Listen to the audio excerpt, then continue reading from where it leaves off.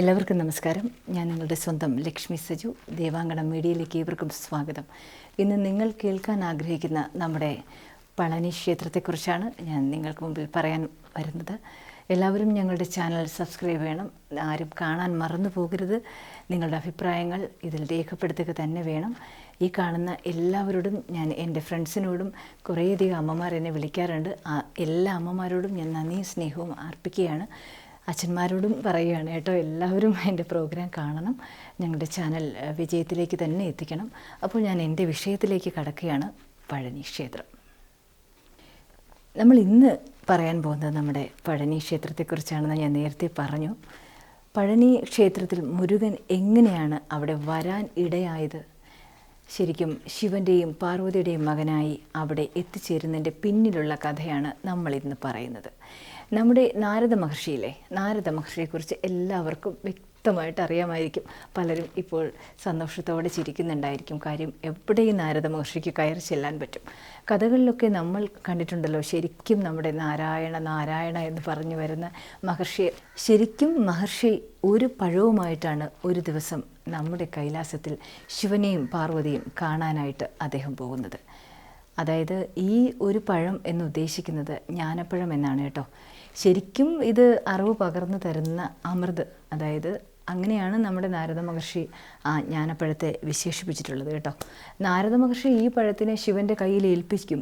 അപ്പോൾ തന്നെ ശിവൻ തീരുമാനിച്ചു, ഈ പഴം രണ്ടായിട്ട് മുറിച്ച്, അതല്ലെങ്കിൽ രണ്ടായിട്ട് വിഭജിച്ചിട്ട് രണ്ട് പുത്രന്മാർക്ക്, അതായത് ഗണപതിക്കും നമ്മുടെ മുരുകനും കൊടുക്കാമെന്ന്. പക്ഷെ നാരദ മഹർഷി ശരിക്കും അത് വിലക്കുകയാണ് ചെയ്തത്. അങ്ങനെ രണ്ടായിട്ട് വിഭജിച്ച് കഴിഞ്ഞാൽ അതിൻ്റെ ഔഷധ ഗുണം കുറയുമെന്ന് നാരദ മഹർഷി ശിവനോട് പറഞ്ഞു. അപ്പോൾ ശിവൻ തീരുമാനിച്ചു, എന്നാൽ അങ്ങനെ വേണ്ട, ഒരു കാര്യം ചെയ്യാം, തൻ്റെ ഏറ്റവും ബുദ്ധിമാനായ പുത്രന് കൊടുക്കാം. ബുദ്ധി തെളിയിക്കുന്നതിനായിട്ട് ഒരു കാര്യം ചെയ്യാം. രണ്ട് പേരോടും, ഗണപതിയോടും സുബ്രഹ്മണ്യ സ്വാമിയോടും പറഞ്ഞു, നിങ്ങൾ ഈ ഭൂലോകത്തിനെ 3 പ്രാവശ്യം വലയം വെച്ച് വരിക. ഏറ്റവും ആദ്യം ആരാണോ വലയം വെച്ച് തിരിച്ചെത്തുന്നത് അയാൾക്ക് ഞാൻ ഈ പഴം നൽകും കേട്ടോ. ശരിക്കും കുഞ്ഞുകാലത്ത് നമുക്ക് ഈ കഥ കേൾക്കാൻ വലിയ സന്തോഷമായിരുന്നു. എനിക്കൊക്കെ എൻ്റെ മുത്തശ്ശിമാർ പറഞ്ഞു തരുമ്പോൾ. അതുപോലെ നമ്മുടെ കുഞ്ഞു മക്കളെല്ലാം കേൾക്കണം കേട്ടോ. അമ്മമാരുടെ കയ്യിൽ നിന്നൊക്കെ ഫോൺ വാങ്ങിയിട്ട് ഇതിന് കമൻറ്റ് ചെയ്യാൻ മറന്നു പോകല്ലേ. ഞാൻ ഇനി കഥയിലോട്ട് വീണ്ടും വരികയാണ്. എൻ്റെ കുഞ്ഞു കുട്ടികളെ ഓർമ്മിച്ചു പോയി കേട്ടോ, അതുകൊണ്ടാണ് ഇടയ്ക്ക് അങ്ങനെ സംസാരിച്ചത്. ബുദ്ധി തെളിയിക്കാനായിട്ട് ഒരു കാര്യം ചെയ്യാം. 2 പേരോടും, ഗണപതിയോടും സുബ്രഹ്മണ്യ സ്വാമിയോടും പറഞ്ഞു, നിങ്ങൾ ഈ ഭൂലോകത്തിൻ്റെ 3 പ്രാവശ്യം വലം വെച്ച് വരിക. ആദ്യം ആരാണോ വലയം വെച്ച് തിരിച്ചെത്തുന്നത് അയാൾക്ക് ഞാൻ ഈ പഴം കൊടുക്കുന്നതായിരിക്കുമെന്ന്. അപ്പോൾ തന്നെ സുബ്രഹ്മണ്യ സ്വാമി സ്വന്തം വാഹനമായ മയിലിൻ്റെ പുറത്ത് കയറി നമ്മുടെ ഭൂലോകം മുഴുവൻ ചുറ്റാൻ വേണ്ടി ഒരു പോക്കുണ്ട്.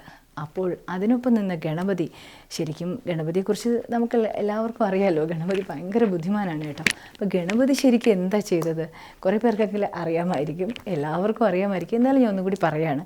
തൻ്റെ ലോകം അച്ഛനും അമ്മയും ആണ് എന്നുള്ള ആ ഒരു തോന്നലിൽ ശിവനും പാർവതിയുമാണെന്ന് പറഞ്ഞിട്ട് ശിവനെയും പാർവതിയെയും 3 പ്രാവശ്യം വലം വെച്ചു. ശരിക്കും ജ്ഞാനപ്പഴവും കൈക്കലാക്കി. ഭൂലോകത്തിലെ വലയം വെച്ച് മുരുകൻ തിരിച്ചെത്തുമ്പോൾ നോക്കുമ്പോൾ ആ തൻ്റെ പ്രയത്നങ്ങളെല്ലാം വെറുതെ ആയിരിക്കുന്നുവെന്ന് അദ്ദേഹത്തിന് മനസ്സിലാക്കി. അതായത് മനസ്സിൽ തോന്നുന്നു. അദ്ദേഹം വളരെ പെട്ടെന്ന് ദേഷ്യപ്പെട്ടിട്ട് അപ്പോൾ തന്നെ കൈലാസത്തിൽ നിന്നും മുരുകൻ ഇറങ്ങിപ്പോകാൻ തീരുമാനിച്ചു. നേരെ പഴനിമലയിൽ വന്നിട്ട് അവിടെ താമസിക്കുകയും ചെയ്തു എന്നതാണ് ഐതിഹ്യം. ഈ പറയുന്ന അറിവിൻ്റെ പഴമായ ജ്ഞാനപ്പഴത്തിൽ നിന്നാണ് പഴനി എന്ന പേര് ശരിക്കും രൂപപ്പെട്ടത് എന്നാണ് പറയപ്പെടുന്നത്. ദണ്ഡും പിടിച്ചു നിൽക്കുന്ന മുരുകദേവൻ്റെ പ്രതിഷ്ഠയാണ് ഇവിടെ ഉള്ളത്. അതുകൊണ്ടാണ് ഈ പഴനി ക്ഷേത്രത്തെ ദണ്ഡയാനപാണി ക്ഷേത്രം എന്നും അറിയപ്പെടുന്നത്. പഴനി ക്ഷേത്രത്തെക്കുറിച്ചും മുരുകസ്വാമിയെക്കുറിച്ചും പ്രതിഷ്ഠാ വിവരങ്ങളും എല്ലാം മനസ്സിലാക്കാൻ കഴിയുന്ന മറ്റു വീഡിയോകളും ദേവാങ്കണം ചാനലിൽ നിങ്ങൾക്ക് കാണാൻ കഴിയും.